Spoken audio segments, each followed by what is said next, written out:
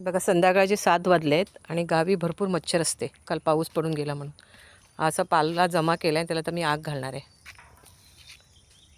मेणबत्ती ठेवली, पाला सुकलेले आहे, लगेच आग लागेल. आग घालताना बघावं लागतं की वर झाडाची फांदे वगैरे नाहीत, कारण काय होतं की अशी आगीची जी हुलब असते त्यामुळे झाड घाबरतं. म्हणून कधी पण चेक करावं लागतं की वरती झाडाची फांदी वगैरे नाही आहे. झाडं लांब पाहिजेत आपली. आता आग चांगलीच पेटली आहे. आता ह्याच्यावर मी आता मच्छरवर एक उपाय करणार आहे. तर थोडंसं ह्या आगीवर थोडंसं पाण्याचा शिरकाव करायचा, पाणी स्प्रिंकल करायचं.